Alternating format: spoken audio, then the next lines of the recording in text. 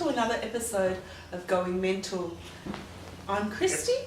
I'm Andrew, and this is episode 6. And we're going to talk about stigma and discrimination. Big topics. Okay.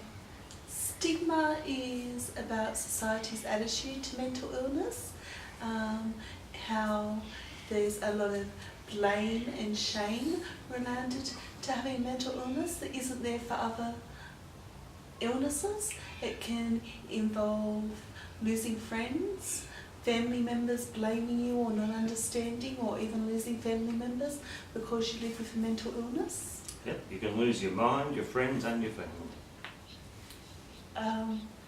And discrimination, I'll let you just find that one, Andrew.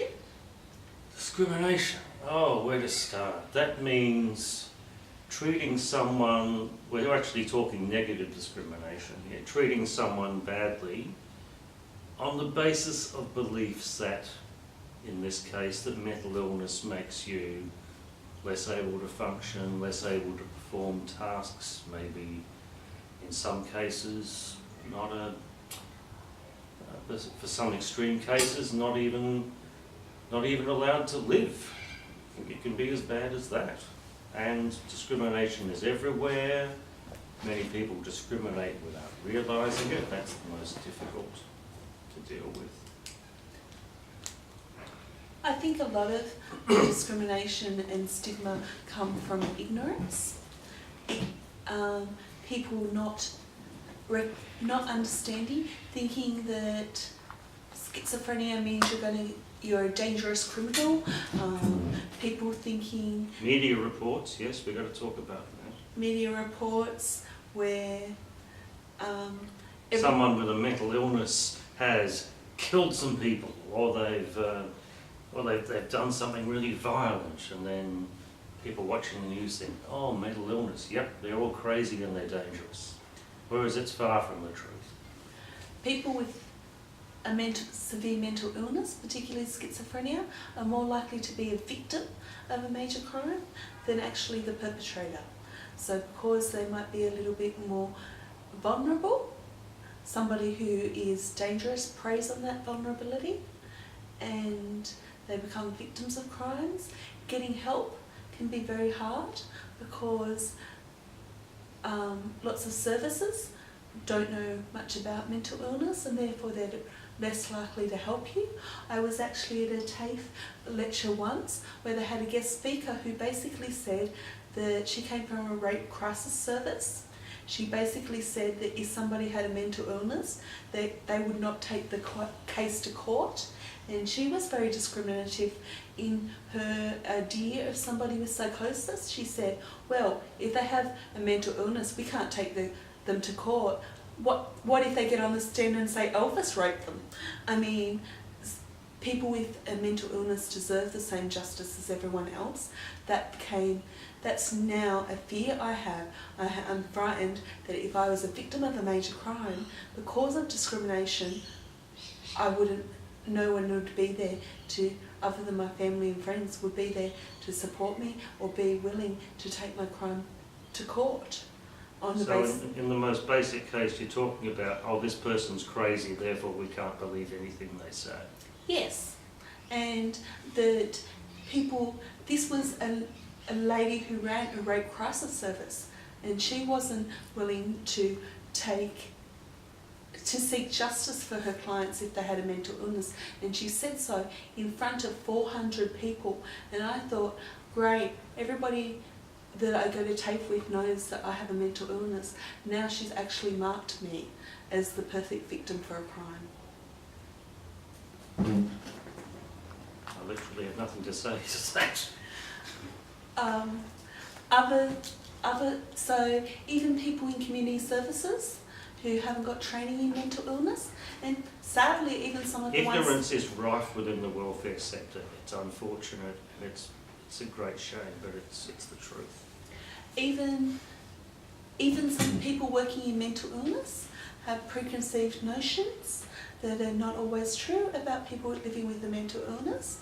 I listened to a speech the other day and the professor said in the last 10 years, I haven't seen anybody come to my service who hasn't used drugs. That might be true, but when I was in a mental health service, they couldn't believe that I wasn't using drugs because I was so sick with bipolar. So they continually drug tested me. That's another extreme example of how my rights were violated because of discrimination. That's a stigma. case of prejudice too. That's assuming that, say, if you are this professor, you believe that everyone with a mental illness has a drug problem. Therefore, it moves over to Kristy's case. And he was very highly educated, very intelligent, and a wonderful man working in the service. But I know that ideas like that will filter down to how people were treated with stigma, discrimination, prejudice. Another issue that I think that we haven't talked about that we have to bring up in discrimination is systemic discrimination, where you can't find one individual to actually blame for something. It's not something an individual's doing, it's built into the system. An example I have to illustrate that is a lot of domestic violence services won't take anybody who has a mental illness on as a client. So because they have this assumption that they can't manage mental illness in their service, therefore there's less places for somebody with a mental illness to go who's experiencing domestic violence. So they're effectively saying it's not their issue. Is that what you're saying? Yeah, passing the buck is, in that example, is passing the buck. But sometimes, like Centrelink, I recently read a paper on. Oh, you got to start on Centrelink. Well, We're gonna need an hour here for. Sorry, but when I was reading a paper, they said that they didn't have to consult with consumers or welfare recipients about welfare because they consult with organisations that are representing those consumers. And I felt that's a form of a systemic discrimination, where they're making decisions about people's lives and they're not consulting them, and they're assuming that disability services will represent them where they may or may not. But I believe that that needs to be addressed. And we'll be doing a separate podcast on disability services and the job network. Andrew, have you got any examples of discrimination or stigma that you want to talk about? I really don't know where to start. We're certainly people who identify as having mental illness can and certainly do face discrimination in the workplace, in being interviewed, in being hired. It's not officially allowed, but it certainly goes on quite a lot. Now, in the last few years, I've been more and more open about having bipolar, and yes, it's some bosses just don't want to know you. Some people will be nice, they may ignore it, they may think it's not an issue, but they are very much the exception. Kristy? I covered the examples I have pretty thoroughly, I think, for the time being, but I think stigma and discrimination are some of the biggest factors that make having a mental illness, they can make it disabling, because even if you're well, you can't do anything when somebody has a preconceived notions about who you are or what you can do or that sort of thing. For the sake of balance, I'm going to bring up some good news as well. Bipolar in the last few years has been getting more and more media attention. Famous people are coming out with, I have bipolar. And this has got a lot of people's attention. It shocked a lot of people. I think it's been quite helpful. We've had a state premier, the Premier of Western Australia, Jeff Gallop, resigned in office citing depression, actually bipolar. He quit his job, he moved to Sydney. He's now I think a professor of politics at Sydney University. We've had several big sporting stars say that they've had bipolar and depression. There was a guy, Joey Jobs, a rugby player.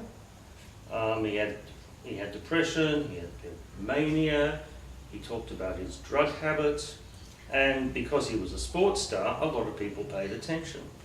Now, bipolar depression are getting a higher media profile for this, and that is helping to break down the stigma a little bit here, a little bit there, but much more needs to be done. There is some good news, but with stigma, with discrimination, the fight is endless, and there's always going to be something more to do. As always, tell us what you think. Give us your examples. Let us know, especially if you've seen good news stories in the press. There aren't many that they do happen. Kristy? Yeah, we just want to know how stigma, discrimination, prejudice have affected your life. Yes. And if you have any examples of positive news, that's always wonderful as well. But we want to hear your ideas. Just generally, the point of doing these podcasts is to generate discussion with you, our audience, and to raise the profile. And guess what, Andrew? If not everyone knew you had mental illness, now a lot more will. So Excellent. We don't mind. We're out. Yep. Yeah. I'm mad and proud. I'm proud. I think I'm mad too. Bye. Thank you. See you next time.